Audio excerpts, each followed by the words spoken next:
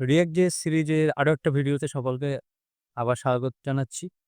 গত ভিডিও পর্যন্ত আমরা স্ক্রিনে যেটা দেখতে পাচ্ছেন যে আমরা কিছু ভ্যারিয়েবল বানানো শিখেছিলাম এবং সেই ভ্যারিয়েবলটাকে কিভাবে প্রিন্ট করতে হয় সেটাকে আমরা দেখেছিলাম। ইভেন আমরা এটাও দেখেছিলাম যে ভ্যারিয়েবলকে আমরা কিভাবে কন্ডিশনালি আ প্রিন্ট করতে পারি বা আমাদের নিজস্ব মনের মতো কিছু মেসেজ আমরা লিখতে পারি। তো আমি রিকমেন্ড করব আগের যে ভিডিওগুলো যেগুলো আমরা বানিয়েছি সেই ভিডিওগুলো অবশ্যই স্টেপ বাই স্টেপ দেখে আসুন। এই ভিডিওটায় যদি ১ম বার এসে আপনারা দেখা শুরু করেন, মানে ফার্স্ট টাইম আপনার টাইমলাইনে এলো, তো আপনি সেটা দেখছেন। তো হয়তো আপনি অনেক কিছু বুঝতে পারবেন না। তো আমাদের প্লেলিস্টে চলে আসুন। ওখান থেকে স্টেপ বাই স্টেপ তারপরে ফলো করুন। তো চলুন শুরু করি আজকের ক্লাস। তো আজকে আমরা দেখব যে মোটামুটি আমরা বেশ আ কয়েকদিন ধরে টুকটাক কিছু এলিমেন্ট তৈরি করা শিখেছিলাম। গতদিন আমরা ভ্যারিয়েবল বানানো শিখেছিলাম, ভ্যারিয়েবল প্রিন্ট করা শিখেছিলাম। তো আজকে আমরা এখান থেকেই ক্লাসটা একটু এগিয়ে নিয়ে যাচ্ছি। দেখছি যে একটু অ্যাডভান্স আমরা কিছু জিনিস করতে পারি কিনা। তো সেটা কেমন? আ আমরা আ একটা ওয়েবসাইটের যে বেসিক যে ফিল্ড গুলো থাকে না? যেমন হেডার থাকে, মেইন সেকশন থাকে, ব্যানার থাকে, আ ফুটার থাকে। তো ইত্যাদি যে বিষয়গুলো সেগুলো আমরা দেখার চেষ্টা করি। আর সেই সঙ্গে নেভিগেশন বানানোর চেষ্টা করব আমরা। তো আমি কি করছি এখানে কাস্টম একটা সিএসএস আমি লিখে রেখেছি যার জন্য আপনারা স্ক্রিনটাকে এরকম ব্রাউন বা একটা পার্পলিশ টাইপের কিছু একটা দেখতে পাচ্ছেন। তো আমি এই যে সিএসএস যেটা লিখে রেখেছি এখান থেকে আমি সমস্ত কিছু সরিয়ে দিচ্ছি। ওকে? তো কিছু সময়ের জন্য আপনাদের কাছে কিন্তু একটা হোয়াইট স্ক্রিন আসবে। তো একটু কাইন্ডলি সেটা সহ্য করে নেবেন। তো এখানে একটা হোয়াইট স্ক্রিন আছে। তো আমরা একদম ফ্রেশ ভাবে শুরু করছি এই কারণেই কারণ অনেকের মনে কিন্তু এই ভিডিওটা দেখার সময় প্রশ্ন আসবে যে এটা তো আমরা কাস্টম সিএসএস করছি। আমরা যদি কোনো বুটস্ট্র্যাপ ইউজ করতে চাই বা সেগুলো আমরা কিভাবে করতে পারি? লাস্ট ভিডিওতে তো আমি দেখিয়েছিলাম যে কিভাবে আমরা সিএসএস লিখতে পারি।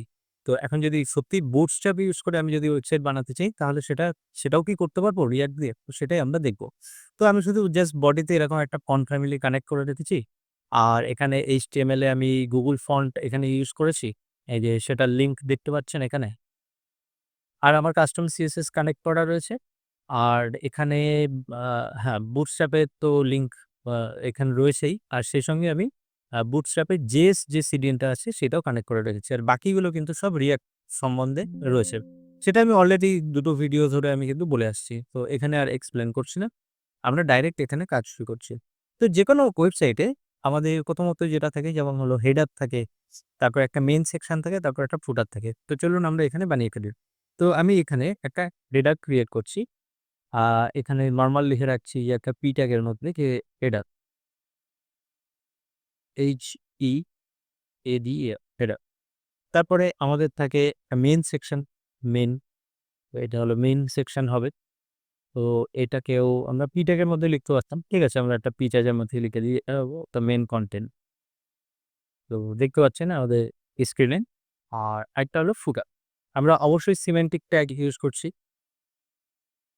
আর সিমেন্টিক ট্যাগ ইউজ করাটাই এখানে প্রয়োজন। ওকে? তো div না ইউজ করে যেটা যেমন প্রয়োজন আছে যেখানে যে ট্যাগের সেখানে সেই ট্যাগ ইউজ করাটা উচিত। আচ্ছা, এখন এইভাবে আমরা কিন্তু প্রত্যেকটা সেকশন যদি আমরা এইভাবে তৈরি করি, তৈরি করে তার মধ্যে আমরা সিম্পল HTML লেখা শুরু করি। তারপরে আমরা সেখানে যদি CSS লিখি বা সেখানে আমরা যদি আম Bootstrap এর ক্লাস ইউজ করি আমাদের কিন্তু ওয়েবসাইট রেডি হয়ে যাবে। তো এটা দেখানোর উদ্দেশ্য এটাই যে আমরা কিন্তু সিম্পল সেই HTML ই লিখে চলেছি। এখানে ফ্যান্সি তেমন কিছু করছি না। এবার এখানে আরেকটা পয়েন্ট আছে যে পয়েন্টটা হলো যে আমরা এরকম হেডার শুরু করেছি। তারপরে এখানে মেইন ট্যাগ আছে, ফুটার আছে, সব ঠিক আছে। কিন্তু আমি যখন নরমাল ওয়েবসাইট বানাতাম তখন এরকম এক্সট্রা কোনো ডিভ নিতাম না বাইরে একটা। তো আমি হেডার দিয়ে শুরু করে দিতাম। তারপরে মেইন ট্যাগ নিতাম, তারপর ফুটার নিতাম, আমার ওয়েবসাইটের সমস্ত কনটেন্ট এর মধ্যে লিখে দিতাম।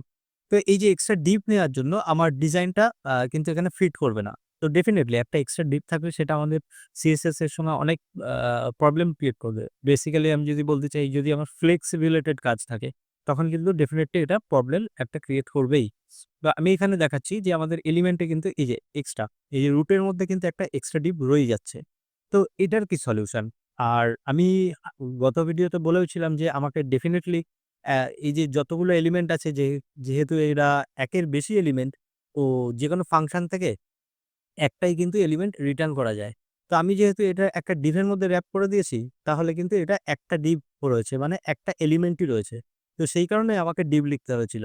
কিন্তু আমি এখন চাইছি যে আমার হেডার, মেইন, ফুটার এই ৩ টে জিনিসই আমার এখান থেকে রিটার্ন করতে হবে। এখন ৩ টে যেহেতু আমার div আছে বা ৩ টে যেহেতু এলিমেন্ট আছে, তো সেটা রিটার্ন করা কিন্তু সম্ভব নয়। তো সেইজন্যই কিন্তু আমাকে এরকম একটা আউটার দিক নিতে হলো। তো এখন এই যে ইস্যুটা, এই ইস্যুটা যারা React বানিয়েছে React যে ডেভেলপার তারা কি জানে না যে এরকম একটা ইস্যু ক্রিয়েট হবে? তো তারা অবশ্যই জানে। তো সেটার জন্য কিন্তু তারা কেয়ারও নিয়েছে এটার। তো সেজন্য কি করেছে, এখানে একটা ফ্র্যাগমেন্ট বলে একটা কনসেপ্ট আছে। সেই ফ্র্যাগমেন্টটা এখানে ইউজ করেছে। মানে এখানে আমি যদি একটা এম্পটি এরকম একটা ট্যাগ ইউজ করি, এই এম্পটি ট্যাগটা আপনি যদি ইউজ করেন, আপনার কিন্তু কোড পারফেক্টলি কাজ করবে। এখন পারফেক্টলি কাজ তখনই করবে, যখন আমি এটা পুরোপুরি প্রোডাকশন এ চলে আসবে। এখন দেখে আপনার মনে হচ্ছে যে, না এখানে তো কোনো কিছু প্রিন্টই হচ্ছে না। আমি যদি এখানে ইন্সপেক্ট করে দেখি, এখানে হয়তো দেখতে পাবেন যে এররও চলে এসছে এখানে কিছু। এই যে সিনট্যাক্স এরর, আনএক্সপেক্টেড। তো এই যে সিম্বলটা আছে এটা কিন্তু একটা আ বলতে পারেন যে আপনি যেহেতু সিবিএন ইউজ করছেন সেইজন্য এখানে একটা বাগ ক্রিয়েট হয়েছে। ওকে? আমি যদি এখন react ডট এখানে ফ্র্যাগমেন্ট ইউজ করি, আর এখানেও যদি আমি লিখি react ডট ফ্র্যাগমেন্ট এভাবে শেষ করি, তারপরে দেখবেন এই এররটা কিন্তু এখান থেকে চলে গেছে। আর এখানে আমার কিন্তু ব্রাউজারে লেখাটা ফুটে উঠেছে। কিন্তু এইটা লেখার জন্য আমার কাছে কি প্রবলেম সলভ হয়ে গেছে? যে এক্সট্রা যে দিকটা আসছিল সেই প্রবলেমটা কি সলভ হয়েছে? সেটাই তো সলভ করতে চাইছিলাম। তো এখানে একটু খেয়াল করে দেখুন, এই যে আমার যে মেইন যে রুটটা আছে না? সেই রুটটা কিন্তু এটা। তো এই রুটের মধ্যে আমার কি থাকার কথা? রুটের মধ্যে আমার কিন্তু থাকার কথা হেডার, মেইন, ফুটার। তো এখানে দেখুন সেই রুটের মধ্যে হেডার আছে, মেইন আছে, ফুটার আছে। তো আমার এক্সট্রা ডিভ এর যে ইস্যুটা সেটা কিন্তু সলভ হয়ে গেছে। তো এটা আমি আরেকবারও বলছি, আমরা যেহেতু সিডিএন ইউজ করছি, তো সেজন্য কিন্তু আমাকে এরকম react ডট ফ্র্যাগমেন্ট লিখতে হলো। কিন্তু আমি যখন পুরোপুরি একটা সেটআপ যখন একটা React এর নিজস্ব সেটআপ করার একটা প্রসেস থাকে। আ তো সেই প্রসেসটা যখন আমরা করব মানে প্রোডাকশন এ যখন আমরা কাজ করব তখন কিন্তু এরকম react ডট ফ্র্যাগমেন্ট লেখার প্রয়োজন হবে না। তখন আমরা জাস্ট ব্ল্যাংক রেখে দেবো এটাকে। দেখুন একটা ব্ল্যাংক একটা ট্যাগ লিখে দেব। এভাবে লিখে রাখবো তাহলে কিন্তু আমার প্রবলেম সলভ হয়ে যাবে। ওকে? তো আমাকে এই react ডট ফ্র্যাগমেন্ট এই কথাটা লিখতে হবে না। তো এখন অনেকের মনে হতে পারে যে ডিবি তো ঠিক ছিল। তার থেকে আবার react ডট ফ্র্যাগমেন্ট এগুলো কোথা থেকে এলো? এ তো আরো বেশি কনফিউজিং হলো। না একদমই কনফিউজিং কিছু না। আপনি যখন প্রোডাকশন এ কাজ করবেন তখন এসব আপনাকে লিখতে হবে না। আপনি জাস্ট ব্ল্যাংক টা ট্যাগ দেবেন। তো ঠিক আছে? এখন প্রশ্ন হলো যে হেডারের মধ্যে একটা হেডার লিখেছি, মেইন লিখেছি, ফুটার লিখেছি। এতটুকু দিয়ে থোড়ি না ওয়েবসাইট হয়।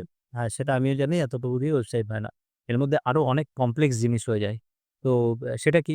যেমন আমি হেডার তো বানাচ্ছি কিন্তু তার মধ্যে তো নেভিগেশন থাকবে, লোগো থাকবে, তারপরে আমার ড্রপ ডাউন থাকবে। তো এইসব জিনিস তো আমি ওখান থেকে বানাতাম। বুটস্ট্র্যাপ থেকে কপি করে এনে বসিয়ে দিতাম। আমি যদি এখন বুটস্ট্র্যাপ এখানে কি বসিয়ে দিই তাহলে সব কি ঠিকঠাক কাজ করবে? তো চলুন দেখি আমরা এক্সপেরিমেন্ট করে দেখি যে কাজ করে কিনা। তো আমি এখানে বুটস্ট্র্যাপ ওপেন করে রেখেছি। আর এই যে সিডিএন আছে সেটা তো আপনারা জানেনই। আচ্ছা আমি একটা কাজ করি এটাকে ফুল স্ক্রিন করে নিই তাহলে আপনাদের বুঝতে সুবিধা হবে। তো এই যে এই সিডিএনটা ইউজ করেছি। আর এখানে স্ক্রিপ্ট থাকে সেটা আপনারা জানেনই। কারণ আপনারা অলরেডি বুটস্ট্র্যাপ শিখে তারপরে কিন্তু রিঅ্যাক্ট এসেছি। তো এখানে সময় নষ্ট করে লাভ নেই। তো আমি চলে আসছি ডক্সে। ডক্সে আসার পরে আমি যদি এখান থেকে সার্চ করি যে nav, সিম্পল nav আমি সার্চ করলাম। এবার আমাকে এখানে nav এ নিয়ে এসছে। এবার এখানে navbar প্রত্যেকটা জিনিস ভেঙে এখানে দেখিয়েছে। তো এখানে একটা navbar আছে। তো এই navbar-টাকে আমরা ইউজ করতে পারি। এখানে অনেক কোড রয়েছে। সেই কোডগুলোকে আমরা দেখব একটা করে। আর আপনারা যদি বুটস্ট্র্যাপ না জেনে থাকেন তো অবশ্যই বুটস্ট্র্যাপটাকে আগে শিখবেন। কারণ একটা সিএসএস ফ্রেমওয়ার্ক জানা অবশ্যই জরুরি। তো আমি ১ম যে এই ন্যাপবারটা আছে, তো এখানে লোগো আছে, এখানে সোশ্যাল এই এখানে লিঙ্কস রয়েছে।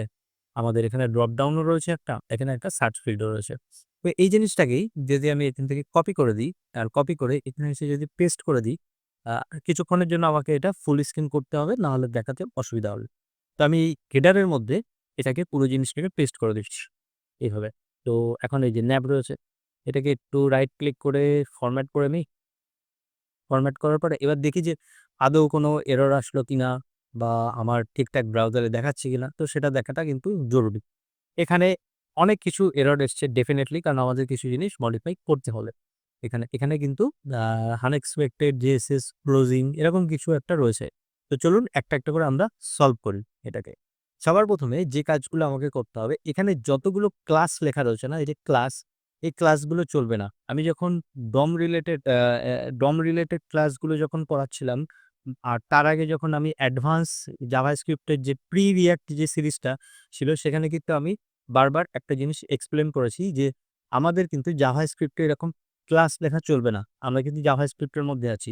তো তার বদলে আমাকে কি করতে হবে, যত জায়গায় আমার এখানে ক্লাস আছে, আমি কন্ট্রোল ডি প্রেস করে সবকটাকে সিলেক্ট করার চেষ্টা করছি। কিবোর্ড থেকে কন্ট্রোল ডি প্রেস করবেন, এটা বিএস কোডে আপনার কিন্তু এখানে এগুলো এই ক্লাসগুলো সিলেক্ট হবে। দেখছেন? প্রত্যেকটা জায়গায় কিন্তু আমার কার্সর চলে আসছে। এই প্রত্যেকটা ক্লাসকে আমাকে পরিণত করতে হবে ক্লাস নেমে। কিসে পরিণত করতে হবে? Class name. কারণ জাভাস্ক্রিপ্টে কিন্তু এটা ক্লাস নেম হিসাবে দেখায়। এবার এররটা আসছিল এখানে, এই যে এইচআর বলে কিছু একটা আছে, এই যে ড্রপ ডাউন ডিভাইডার যেটা ছিল। কারণ কি? এখানে যেগুলো আপনার সিঙ্গেল ট্যাগ যেগুলো আছে, যেমন ইমেজ আছে, তারপরে বিয়ার ট্যাগ আছে, এইচআর ট্যাগ আছে। তো এখানে কিন্তু ডেফিনিটলি আপনাকে ক্লোজ করতে হবে। এই ক্লোজিং সিম্বলটা অবশ্যই দিতে হবে। আপনাদের যাদের এরকম অভ্যাস আছে, যারা ক্লোজিং ট্যাগ মানে সিঙ্গেল ট্যাগ যেগুলো আছে, সেই যেমন ইমেজ ট্যাগ, এইচআর ট্যাগ বা বিয়ার ট্যাগ যারা ক্লোজিং করেন না, তো এখন থেকে কিন্তু এটা প্র্যাকটিস করবেন। এটা ডেফিনিটলি ক্লোজ করতে হবে। কারণ Google ও সাজেস্ট করছে যে সিঙ্গেল ট্যাগ অবশ্যই কিন্তু আপনাদের এরকম স্ল্যাশ দিয়ে ক্লোজ করতে হবে। ঠিক আছে? আর React এ যখন কাজ করবেন তখন ডেফিনিটলি আপনাকে করতে হবে। নাহলে আপনি এরর পাবেন। এবার যদি একটু ব্রাউজারে এসে দেখি, তাহলে দেখুন আমাদের কিন্তু নেভিগেশন রেডি এখানে। কেমন ইন্টারেস্টিং না? যে আমরা React এ কাজ করছি, React এর সঙ্গে আবার Bootstrap ইনস্টলও করে ফেললাম। তো মেক্সিমাম ক্লাসে বা টিউটোরিয়ালে হয়তো এরকম ফ্রেমওয়ার্ক বা সেটা অনেক করে গিয়ে দেখায়। কিন্তু আমরাও কিন্তু ১ম দিনই এখানে সেটআপ করে ফেললাম। তো এখন লোগো এখানে দিলাম। তো এখানে আমার ডেফিনিটলি লোগো চলে আসতো। এখানে আমার কিন্তু সেই ড্রপ ডাউন লিস্ট গুলো চলে আসতো। তো এটা দেখানোর উদ্দেশ্য হলো যে আমরা আমাদের মতো করে কিন্তু আ HTML এ লিখে যাচ্ছি। আর আমাদের এই যে ৩ টে যে প্লাগইন আছে, যে ৩ টে সিডিএন আছে, এরা কিন্তু এই পুরো যে আমি যে HTML লাইক সিনট্যাক্স লিখে যাচ্ছি না, সেগুলোকে কন্টিনিউয়াসলি কনভার্ট করছে HTML, অ্যাকচুয়াল HTML। আমরা কিন্তু এটা JSX লিখছি। এবার প্রশ্ন হলো যে এখানে তো একটা ওয়েবসাইটের মধ্যে অনেক বেশি কমপ্লিকেটেড হওয়া শুরু হয়েছে। কারণ ফুটারেও আরো কিছু থাকবে। মেইন ডিভে ডেফিনিটলি সবচেয়ে বেশি জিনিস থাকবে। ব্যানার থাকবে, এখানে স্লাইডার থাকবে, গ্যালারি থাকবে। তো সেক্ষেত্রে অনেক বেশি কমপ্লেক্স হয়ে যাচ্ছে জিনিসটা। তো সেটা আমরা কিভাবে আ একটু সিম্পলিফাই করতে পারি? সেটা হলো আমাদের উদ্দেশ্য। তো এখানেই আসছে একটা নতুন কনসেপ্ট। সেই কনসেপ্টটা হলো কম্পোনেন্টের। কম্পোনেন্ট মানে কিছুই না। কম্পোনেন্ট মানে হলো একটা ফাংশন, যে ফাংশন একটা JSX রিটার্ন করে। JSX রিটার্ন করে মানে একটা ট্যাগ রিটার্ন করে। তো চলুন একটা আমরা সিম্পল এখানে একটা ফাংশন বানাই। আগে একটা এক্সপেরিমেন্ট করে দেখি। এখানে একটা কনস্ট লিখলাম। লিখলাম যে um uh my component equals to cat arrow function, আর এর ভিতর থেকে অবশ্যই রিটার্ন করতে হবে। তাহলে এখান থেকে রিটার্ন করলাম একটা h1, এখানে লিখে দিলাম h1, আর এখানে লিখলাম যে হ্যালো ওয়ার্ল্ড। তো এটা একটা জাস্ট ফাংশন বানিয়েছি। তো এই যে ফাংশনটা আছে, এই ফাংশনটাকে কিন্তু আমাকে এখন কল করতে হবে। তো কল কোথায় করব? আমরা কিন্তু এখানে কল করব না। আমাদের এখানে একটা জিনিসই রেন্ডার করা যাবে, সেটা হলো এই অ্যাপটা। তো আমরা এই কম্পোনেন্টটা ইউজ করব কোথায়? এর মধ্যে কোথাও। ঠিক আছে? এখানে কোথাও। তো আমি হেডারের আগেই এটাকে কল করে দিচ্ছি। তো কল করার প্রসেসটা খেয়াল করি। নাও কম্পোনেন্ট। ঠিক আছে? এবার দেখুন, এখানে কিন্তু হ্যালো ওয়ার্ল্ড চলে এসেছে। তাহলে কিছু কি আইডিয়া করতে পারলেন যে এরকম তাহলে আমরা অনেক কম্পোনেন্ট বানাতে পারি? এক্সাক্টলি এরকম আমরা অনেকগুলো কম্পোনেন্ট বানাতে পারি, অনেক ফাংশন বানাতে পারি। আর এইভাবে একটা করে কল করে নিতে পারি। আচ্ছা, তার মানে কি এরকম যে একটা আমরা হেডার আলাদাই বানাতে পারি? একদম সঠিক গেস করেছেন। আমরা যদি এটাকে হেডার বানিয়ে দিই, এরকম হেডার নামে একটা ফাংশন বানাই। আর খেয়াল করবেন আমি কিন্তু ১ম অক্ষরটা ফাংশনের ক্যাপিটাল রাখছি। এটাকে ক্যাপিটাল রাখতে হবে। তো এখন আমি এখান থেকে হেডারটাকে কাট করলাম। আর এই মাই কম্পোনেন্টের দরকার নেই। হেডারটাকে কাট করে এই যে ফাংশনে যেহেতু রিটার্নের মধ্যে অনেক কিছু লিখতে হবে, মানে একাধিক লাইন লিখতে হবে, সেইজন্য আমি এখানে ফার্স্ট ব্র্যাকেট দিয়ে এটাকে গ্রুপিং করে দিচ্ছি। ঠিক আছে?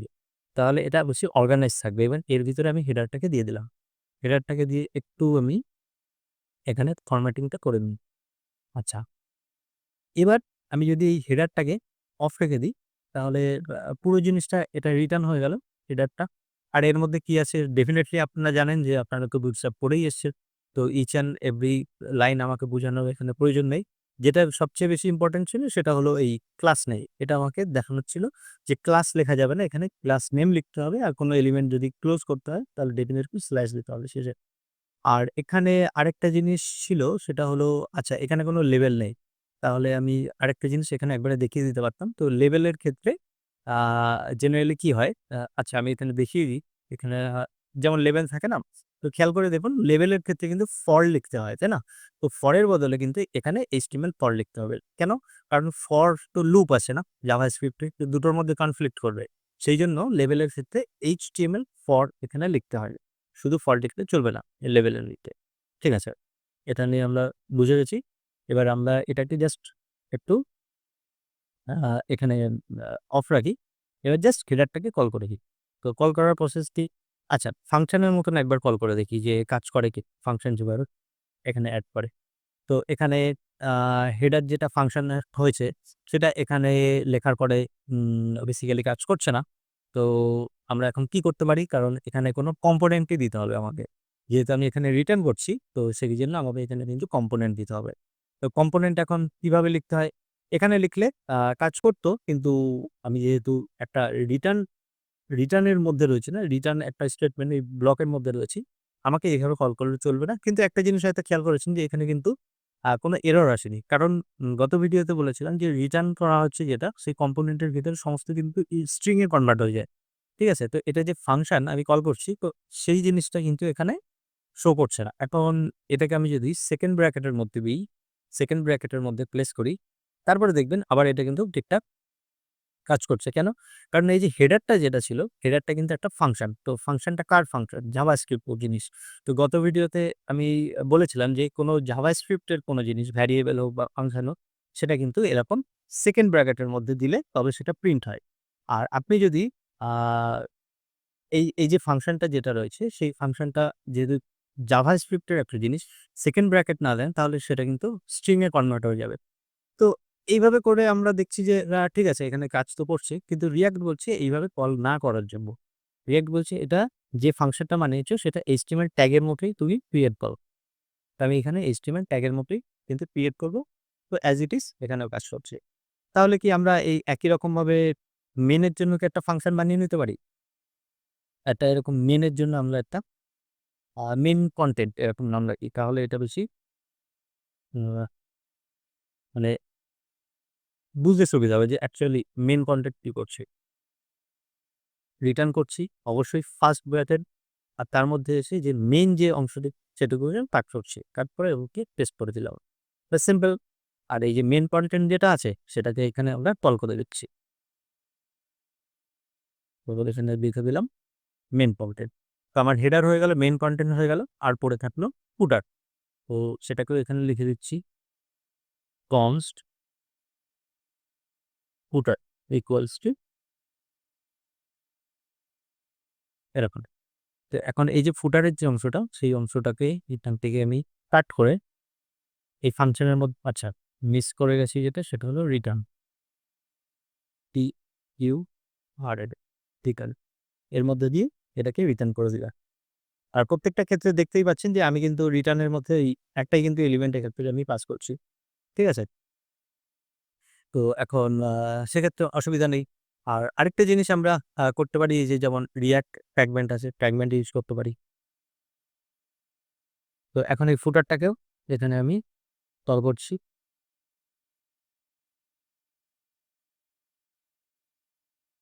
ফুটার। এই যে ফুটারটা যেটা লেখা হয়েছে ফুটারটা। তো আমার কাছে এখানে ফুটার চলে এলো।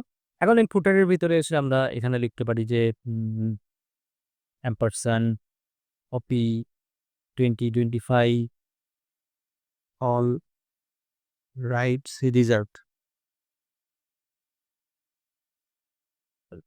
ব্যাস এতটুকুই। ঠিক আছে? এনাফ এটা। তো আগামী ভিডিওতে দেখা যাক আমরা যদি মেইন কনটেন্ট যেটা আছে সেখানে মেইন কনটেন্ট এর মধ্যে আমরা কোনো ইমেজ প্লেস করে ব্যানার-ট্যানার বানাতে পারি কিনা।